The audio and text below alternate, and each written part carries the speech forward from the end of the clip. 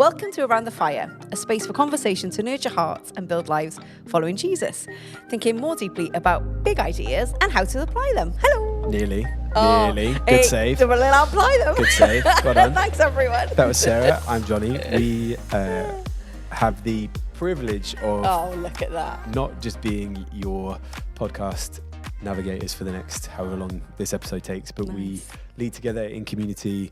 We are a part of Elim Life Church. We are excited about all of the things. We are just fresh off the back of a really exciting conversation that you will get as part of this release schedule that's coming up. Maybe the next episode, we think. Potentially. And so we're really excited about that. So we are bouncing off the back of that. And we've got a big record day today. So we are speaking too fast. We're saying too many words. We don't know what we're doing. Apparently, it was like I was being chased. We don't know what we're supposed to be looking at. We don't know what's going on. Our last episode, but your next episode. Anyway, moving on. But what's this episode about? We're glad to be here. If this is your first time here, then there are another 2.5 seasons of this that you can go back and find out. If you are listening to these week to week, thank you so much. Wherever this finds you, you can get in touch. Podcast at elimlifechurch.co.uk. That could be with your questions. That could be with your feedback. That could be with your recommendations for some things that we could talk about in the future, or just if we want to scoop some things back up again, or if there are some things that would be helpful for you. Please get in touch. We look forward to receiving all of those. We are excited about all of that. But in this conversation, we are going to pick back up, I think, walking well, which is our theme for 2025. And then within that, we're going to have a little think about connection and how do we maintain good connection with people, perhaps in difference and disagreement. Could you help set us up for that? So as part of the Elim Life Church community here this year, we are walking well. So we're thinking about our decision to choose the narrow way. We've been trying to encourage each other in walking well, in loving God, loving others as ourselves, loving our neighbor, loving our enemies. And really, what does that look like to walk well with Jesus, to follow where the Spirit is leading, but to do that with each other? And so we've had kind of 4 sort of key themes that we've picked up through the year. We're made to walk in the garden as friends of God. We're made to walk humbly, doing what is right and loving mercy. We are made to walk as children of light, and we are made to walk worthy of the calling we've received. So what does that actually look like? So we're going to pick that up, but through this lens of how do we navigate connection and difference? In this particular moment, culturally, when we're recording, the world is having a moment where disagreement and difference in lots of different ways are finding their ways to the top of people's agendas in their local communities. I thought you were going to do a flagpole. No. Top of their agendas in their communities. So like in your neighborhoods, but also online, in that online space with your colleagues. And so we wanted to have that conversation of like, if the invitation is walking well with Jesus, if the invitation is like, we love because he's loved us first, and Jesus gives us no wiggle room on this, I think, because he's like, you've received love God, love your neighbor, love your enemy, pray for those who persecute you. So you kind of like, okay, those are my boundary lines. Like these are if God is deciding what good is, these are the ways that he said it's good. But how do we actually do that? How do we disagree well? So we're not saying everyone has to think and look the same. How do we walk well in difference?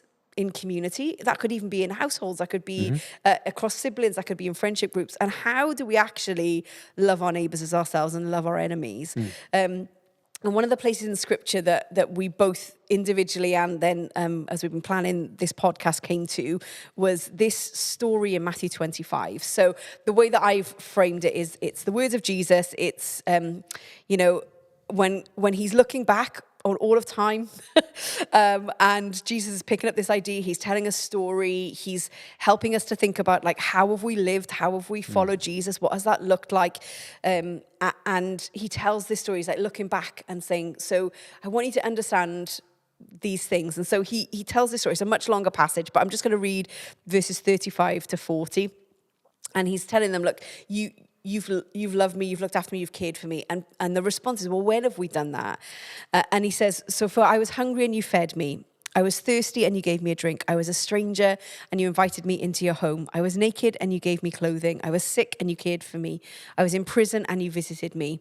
Then these righteous ones will reply, Lord, when did we ever see you hungry and feed you, or thirsty and give you something to drink, or a stranger and show you hospitality, or naked and give you clothing?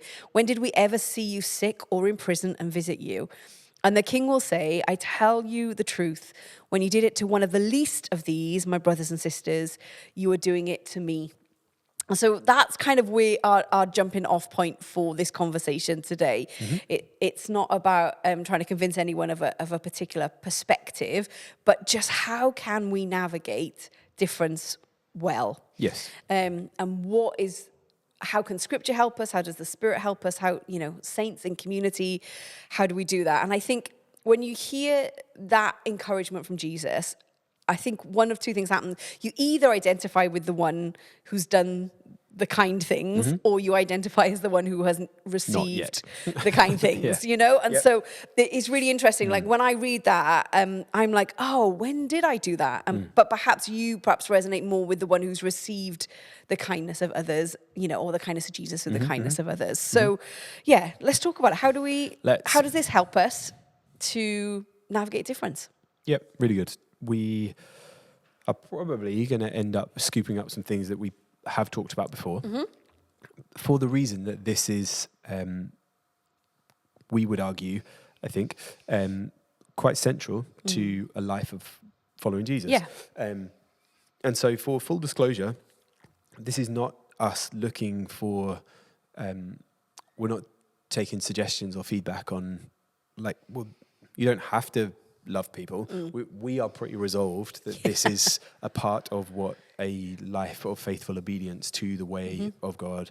That narrow way. Yeah, this is what this looks like. Now, what we are also acknowledging is that isn't always sunshine and rainbows. That's it's not always easy. It always sounds wonderful, doesn't it? But that actually, if you think about that run of things that Jesus says, that is inconvenience, that is going to cost you in lots of different ways, that is probably moving outside of a comfort zone, that is not centering yourself in the story but thinking of others first. That isn't always easy. And we have sometimes, I think, that tussle between what our self or flesh or ego wants and the ways of Jesus. They're often not the same thing. No. And so you have to navigate some of those things. And it looks like having real conversations with real people. It looks like, how do we navigate these big cultural moments together and not just picking one side of an argument, but actually what does that look like to walk well with Jesus in that way? And so then let's have a little think about the works of mercy, which would be maybe the umbrella term that people are familiar with, or if this is a new idea, that our branch of the tree drones on a lot, that we're not saved by works. We would agree. We would hold that position. And so we're not talking about... Yeah, that's an orthodox position that we're not. Yep, that's not unique to us. We haven't invented that, imagine. So we're not talking about works of salvation. We're talking about works of mercy. Yeah. And so this is... once you've said yes to following Jesus, an expression of the way that you live faithfully, walking with Jesus and others. Yep. Yeah. And so I have been thinking more recently about... so then what is mercy? I was with a community that I do not lead recently and had the privilege and opportunity to share and speak with them. So I've been shaping some of my own thoughts around what I'd been asked to bring for them. And there's, so let me go there and then we'll go backwards. There is a moment that happens in 1 Peter. 1 Peter chapter 2, which I'm not going to get into. I'm going to behave myself and not get into the specifics of that right now. I'm giving you my eyebrows. Okay. Yeah. And so 1 Peter chapter 2 verse 10 says, once you had no identity as a people, now you are God's people. Once you received no mercy, but now you have received God's mercy. So what's that? What's that about? And so we go... Yeah, to receive it, to be an expression of it, because that's what Jesus is saying. Look, an expression of the mercy you've received is seen in these ways. And it's not that these are the only ways that you do that. It's almost like he's an illustrative picture of what it could look like. Yeah, and so we go back up a verse, and the kind of verse 9b says, as a result, you can show others the goodness of God, for he called you out of the darkness into this wonderful light. And then verse 10, which is... I'm going to behave myself and not talk about that. But, verse 10 says, once you had no identity as people, now you're God's people. Once you'd received no mercy, now you've received God's mercy. So in isolation, we go, well, what is that? You go back to verse 9. Verse 9's already told you what that is. You are God's possession. As a result of that, you show others the goodness of God. Yeah. Now, I went on a little bit of a thing with this in my own brain. I'm like, so what does that mean? What is the mercy of God? God is all powerful, we believe. So then, and I'm deliberately using some contemporary parlance here, some words that we are maybe used to in culture. God is using his power to forgive. And I think we are conditioned to see power misused for the advantage of the powerful. Yeah. And the example that we receive in God and receive as an identity by faith in Jesus is that you are to use your power wherever and whatever that looks like, whatever power you have available to you. Yeah, power in the terms of like influence or resource or Any of that, any and all of that. So you might not feel powerful. That's a separate thing. But the power that you have in your agency, your autonomy, your... the ability to make choices and decisions. Your choices, your decisions, your navigating connection and difference. You have power, you have agency, you have autonomy in that. How will you use that power? The identity we receive from God is to use that power to forgive.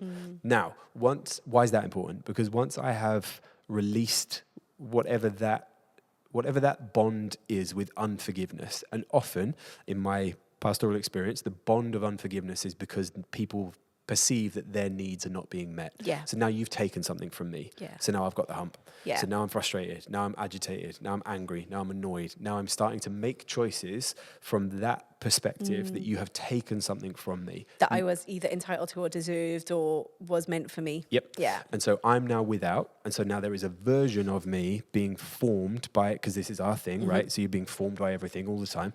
So now there's a version of me that's being formed through this lens of unforgiveness. Now I am operating outside of and away from the identity that by faith I receive in Jesus. Because if the text is true, and I believe it is, then what I'm being told is there is no identity outside of those things. There might be things that I affiliate with or I choose to identify with, but God says that's not an identity. You don't have an identity outside of me, God says. So what is the identity of God? It's using power, and we take our example from the one who has all power. And what did he do with all power? He chose to lay down the privilege of what rightfully should be given to him. He chose to waylay those things, to extend forgiveness instead, so that we create an environment where I'm not competing with you for the limited things as I perceive them, but I am invited into the unending resource of grace and mercy and hope and love and joy and peace available in the person of Jesus as the complete picture of who God is. There's another moment that this has been speaking to me about from 2 Corinthians it's 2 Corinthians 1:20, isn't it? And that in him, all of the promises of God are yes, and the him is Jesus. So if Jesus, so let's start to pull these things together. Now, my faith in that being true, in that Jesus is God and that the fulfillment of every promise is in Jesus, the answer is always yes and amen in Jesus. Then my faith in that being true gives me an identity of mercy. What's mercy? To choose to not use my power to leverage or consume another, but to forgive. Now I can live a life full of acts of mercy, separate to an act of salvation. My salvation is my faith in Jesus, but as a result of my faith in Jesus, I've received an identity that allows me to extend people's interaction with God to say, and it's very, very practical. And listen, for people connecting with this, I've just watched you glaze over. I think producer Andy's fallen asleep. I was just going back to that's the statements that we've made at the start of the year that we've been exploring. They are identity, they are identity statements that are expressed through our actions. So we are made to walk. So we are made by God in his image to walk, to navigate through life, not physically being able to move your legs in front of one another, but to navigate community and to navigate seeing the kingdom come.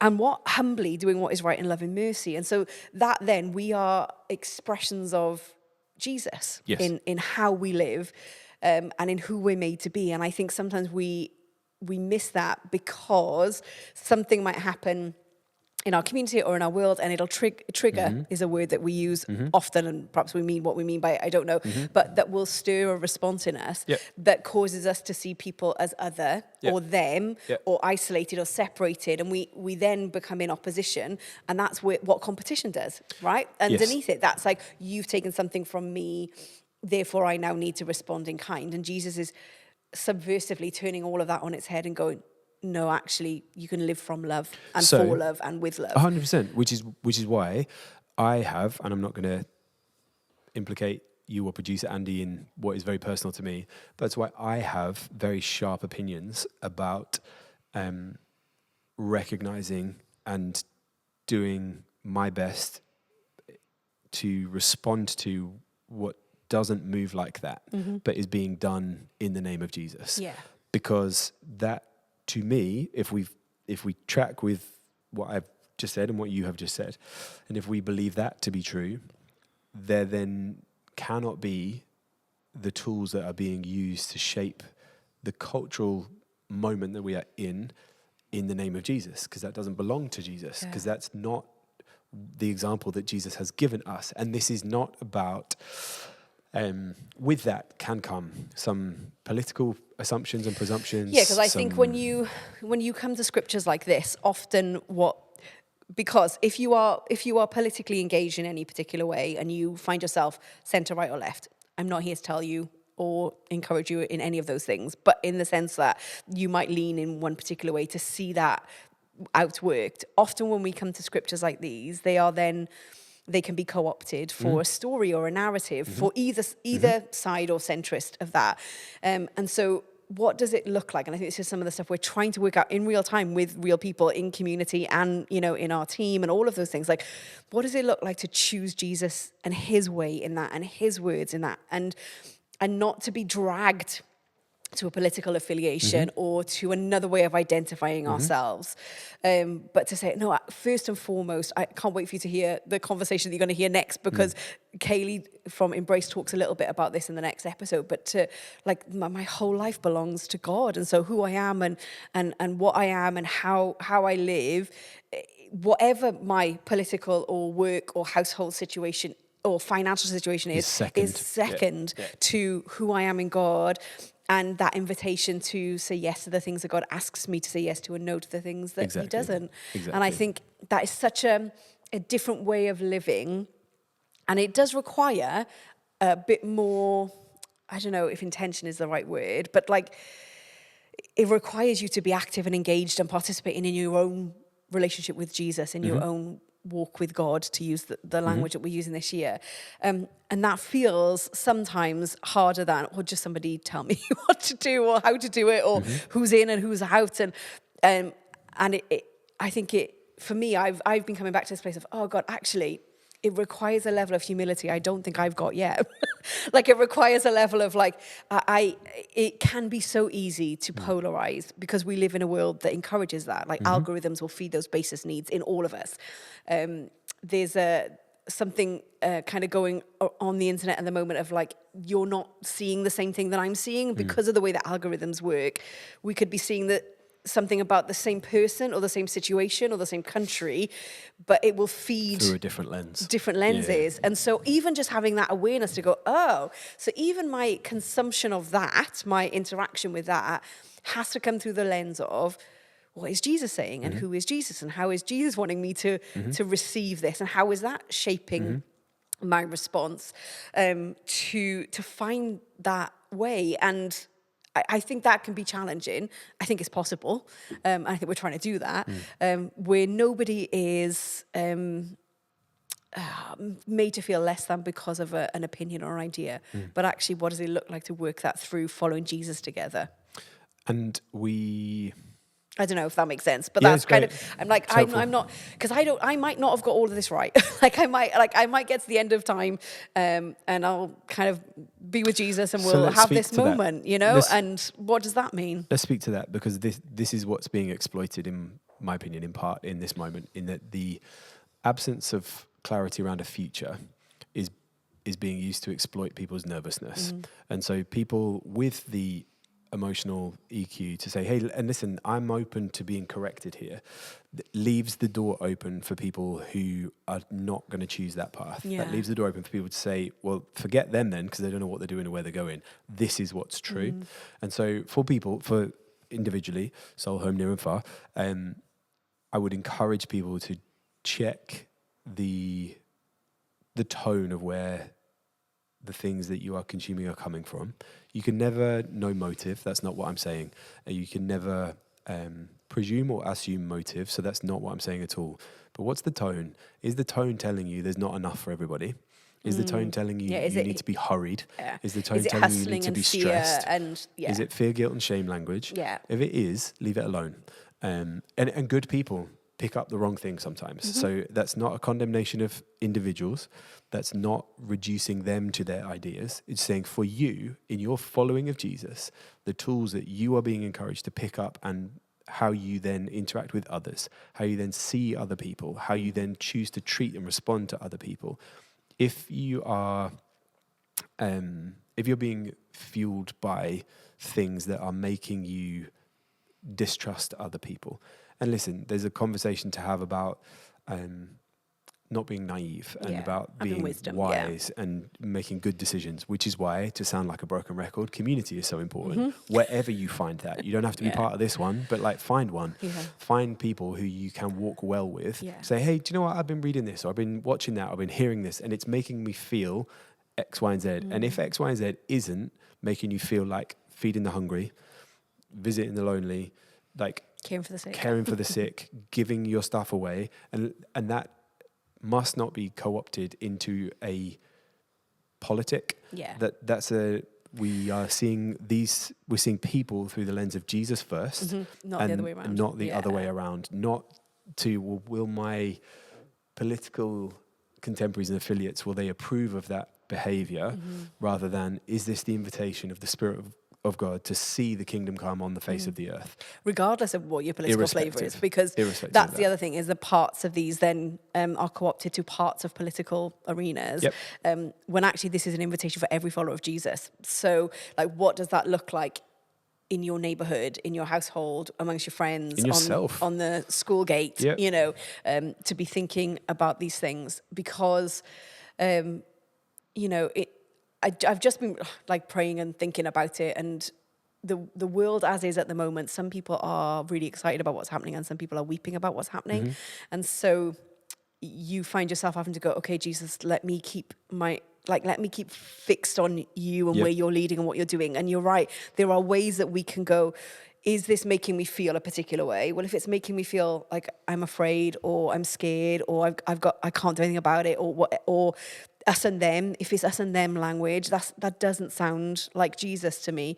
And if it's, well, I've got to keep everything to myself and not give anything away because I haven't got enough, it would seem that Jesus would say, even if you don't feel like you've got enough, give it away, And I think one of the things that I've been thinking and reading about is this idea of, I'm going to say it wrong, but reciprocity, that so much of the way that we live has been, we'd had a conversation before we press record, conditioned by this transactional approach to life. And I know it's my whole thing around prayer. The prayer is not transactional, it's relational.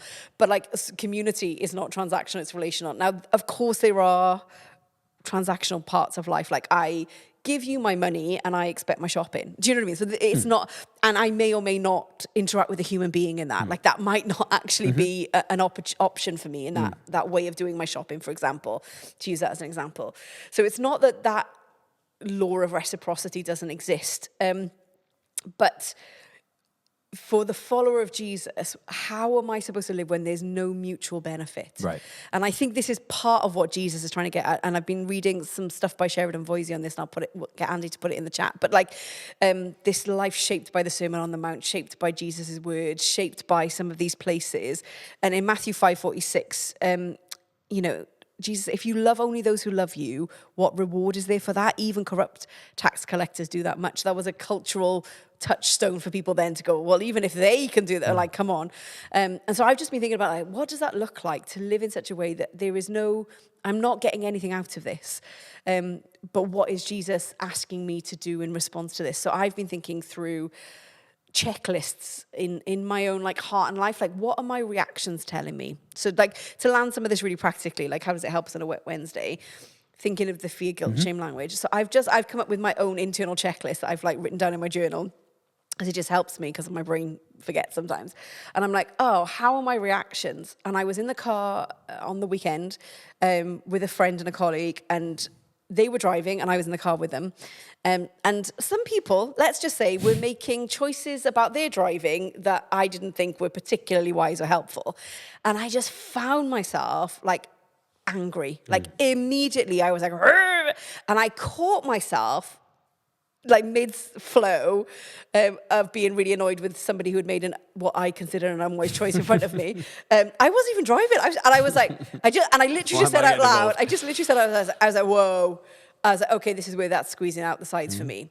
So when I'm in when I'm in the car, if I get angry at the way somebody else is driving, that to me, I'm just talking about myself now, is a way of going, oh, my reaction to that shows me that I need to come back to Jesus about that. I need to talk to Jesus. I need his help. I need the Spirit to come and shape me and form me. I need to pray for that person. I need to say, God, I'm so sorry for othering that person and making them a problem in my way, instead of, I don't know what's going on in the world. They might be rushing to a hospital appointment. Who knows? And how am I reflecting Jesus? Even when the only people that knew that were me and my friend, my colleague. And so that for me has been one of those checklists of like, that person has got nothing to offer me.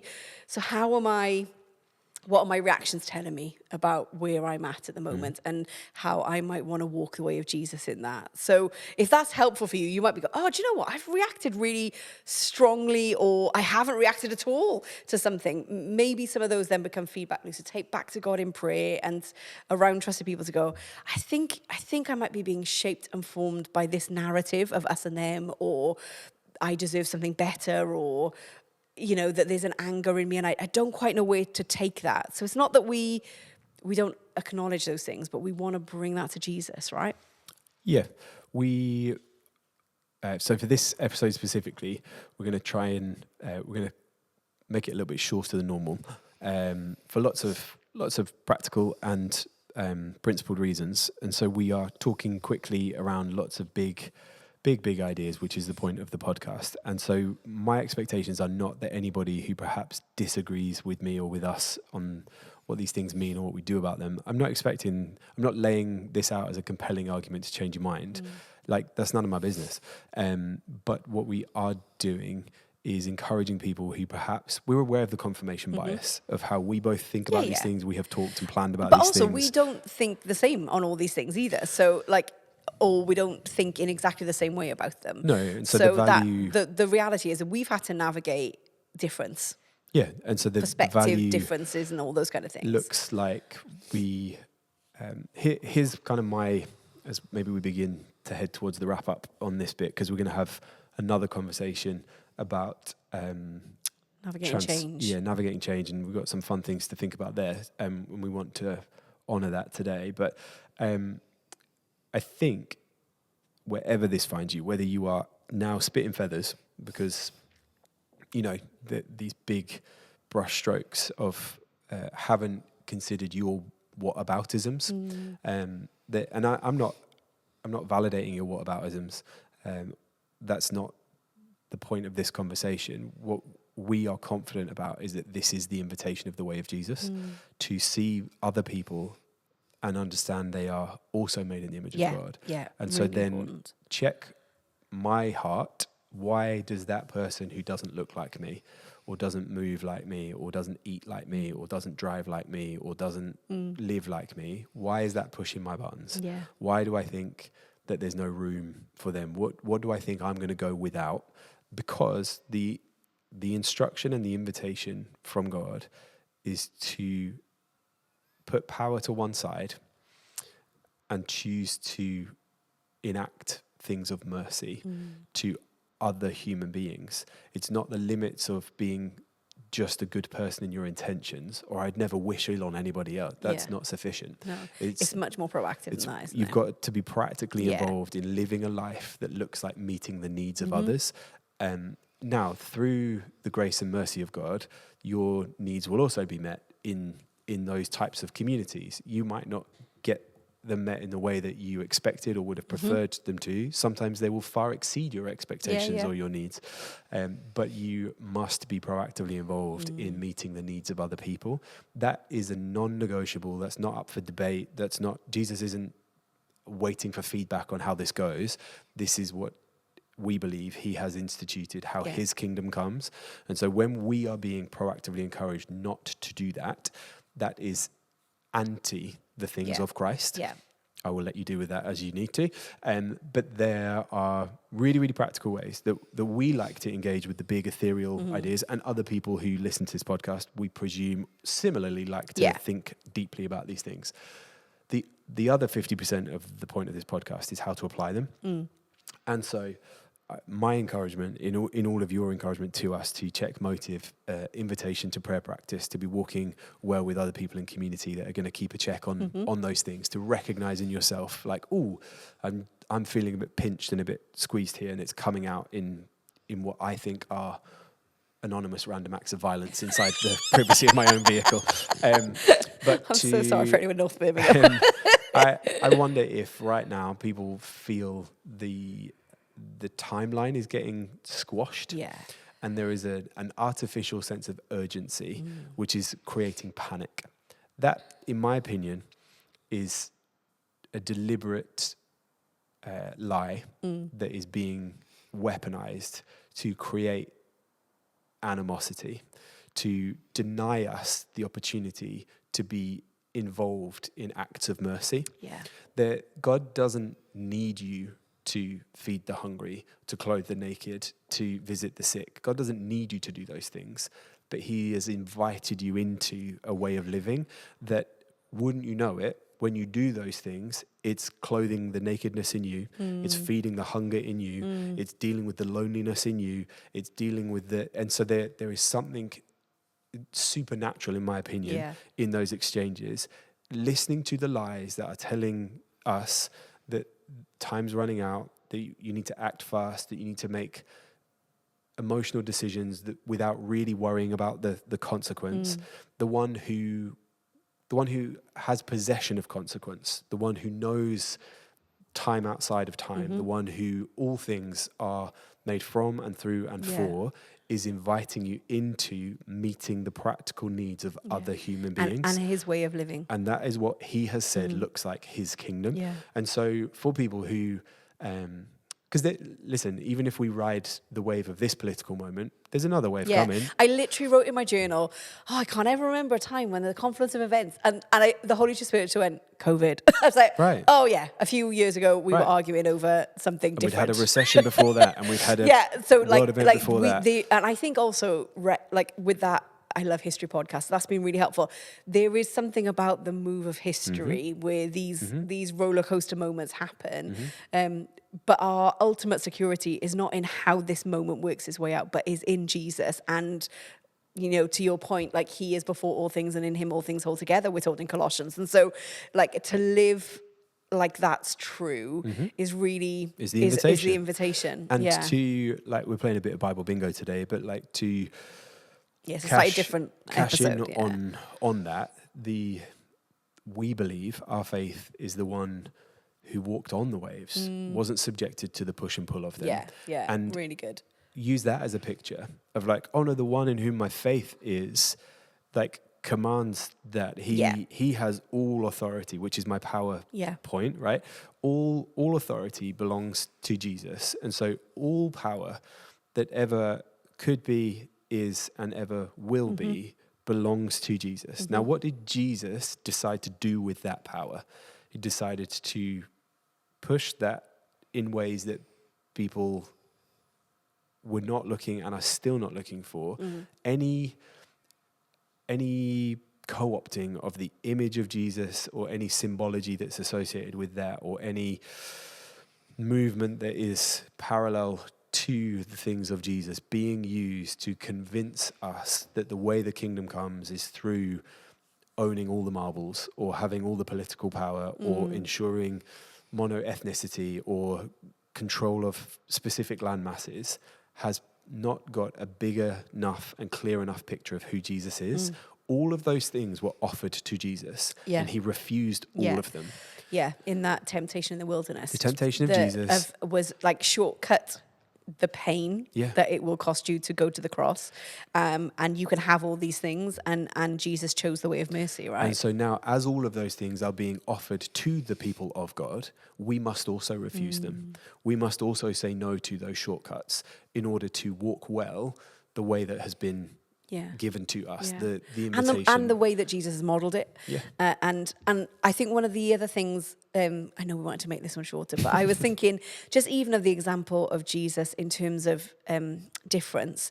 Like, he chose a team of people around him and a wider kind of community of people who did not all think the same. They would have been part of a Jewish faith, so they had that in common, but they would have believed vastly different politically. When you read through the lists of the disciples, or any of the names of the women that are around supporting and paying for everything and making some of the stuff happen, like they would have come from different backgrounds and different ethnicities and different political views and also different approaches to like what it looked like to be faithful to God before Jesus. So one of them would have been, well, we can do that through violence. So they were zealots within that community who were like, actually, our way of seeing God honored before Jesus was through violence. There would have been people, who were from different class societies or backgrounds or experiences and life stories. And yet Jesus was like, oh, do you know what? I want to invite you all together to follow me. Yeah. It wasn't, I just want one of you and the rest of you will kind of figure it out. It was actually together, the 12 that we know of, and then the wider community. He modeled that like lived experience. That was an embodied lived experience. It wasn't just this idea of somebody. It was navigating the fact that one of them wanted to sit on his right side and the other one didn't, and going, no, we're dispersing power. We're giving power away. That's not how this is going to work. And it's not mine to tell anyway. That's not mine to decide. And so I wonder, even in navigating some of the world as is at the moment, to go back and go, oh, this is, Jesus chose community in this way. Jesus chose to literally, physically and metaphorically and spiritually walk with people and try and help them find a way through totally. To following in his ways, so being shaped in his ways of what he modeled. And you see that there, and you read some of the community letters and you read some of the rest of the New Testament, and you see them trying to figure that out. And there are times, because on my mind, thank you, and then I will stop talking and you can pray and we will have half a chance of getting this other episode in. But on my mind, as you were describing that and helping us with that, I can hear voices and see faces saying, but it's hard, I don't want to. Where there is encouragement to be found in that, neither did Jesus. And so we don't just get the the idealized version of doing nice things to people in need. Jesus didn't come to establish a charity. He came to establish his kingdom. And so we believe his kingdom was established through his actions, his words, his authority. And so even in that, we have recorded for us, warts and all, the points where he's like, if there's any other way, we can do this. If there was any, I do not want to do this. I do not want to put my power down to extend mercy and forgiveness, and resolves to, but that's the way my kingdom will come. And so maybe you're like, I don't want to help those people. I don't think they deserve it. I don't think they should. I don't want to, whoever they, square quotes, are in your mind, in your world. And we all have a version of that. We all have a version of that. Someone, something, somewhere, where you feel pushed and pulled by circumstance, by situational things. And listen, we are going to treat grown-ups like grown-ups. So we're going to assume you already know you probably need to be checking in on your screen time. You already know you probably need to be checking multiple sources. We already are presuming you are in best practice with talking to real people in real places about, hey, I feel rinsed at the minute. What's going on? And that you're actively trying to listen to people who are not like you. I was reading some stuff about this. Elizabeth Oldfield talks about this, that some of those places and spaces where we would have perhaps more easily encountered people who are perhaps not like us, we've lost because a lot of our world is digitized and it's a little bit more anonymized when you're behind a screen. And so you might have to work a little bit harder at trying to do some of that. Okay, give us a prayer practice, and then let's get this show on the road. Just the show on the road. So I'm just going to pray from Psalm 139. There's this reflective psalm, and at the end of it, it invites God to to search our hearts, to look at our hearts. But I really like the New International Reader's Version. So as I pray, you can use this yourself. And if you're able, and it's safe to do so, to get these words up, you can. So I'm reading from the NIRV, and I'm just going to read it a couple of times. And if you're able to pause and just take a little moment, for me, this is just like a little spiritual heart check with God. Like, this is part of my checklist of what I use. And these are the words. This is the prayer. God, see what is in my heart. Know what is there. Test me. Know what I'm thinking. See if there's anything in my life you don't like. Help me live in the way that is always right. I'm going to pray that again. God, see what is in my heart. Know what is there. Test me. Know what I'm thinking. See if there's anything in my life you don't like. Help me live in the way that is always right. Amen. Amen. Thank you so much for being here. Again, subscribe if you need to subscribe. Share this with somebody if you think it would be helpful. Podcast at elimlifechurch.co.uk. Let us know where it finds you and what is useful. We are going to try and smuggle in another conversation on this theme. So if this feels like half a conversation, because it is. But if not, if we don't manage to achieve that, then we've also got another really exciting guest in this kind of series. So come back for that, and we will see you really soon. Thanks. Bye.